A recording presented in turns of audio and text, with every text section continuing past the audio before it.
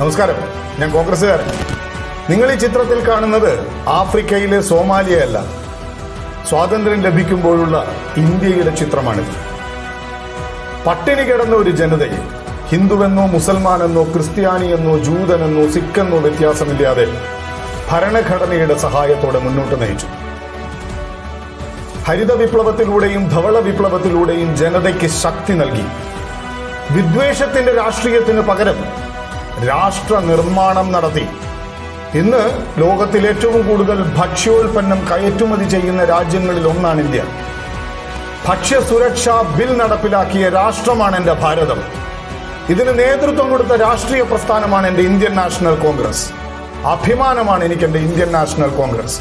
അഭിമാനമാണ് ഗാന്ധിജി, അഭിമാനമാണ് നെഹ്റു, പട്ടേൽ, ആസാദ്, അഭിമാനമാണ് ലാൽ ബഹദൂർ ശാസ്ത്രി, ഇന്ദിര, രാജീവ്, അഭിമാനമാണ് എനിക്ക് നരസിംഹറാവുവും മൻമോഹൻ സിംഗും, അഭിമാനമാണ് എനിക്ക് എന്റെ ഇന്ത്യൻ നാഷണൽ കോൺഗ്രസ്, അഭിമാനമാണ് എനിക്ക് എന്റെ മാതൃരാജ്യം. ഭാരത് മാതാ കി ജയ്, ഭാരത് നിർമ്മാതാ കി ജയ്.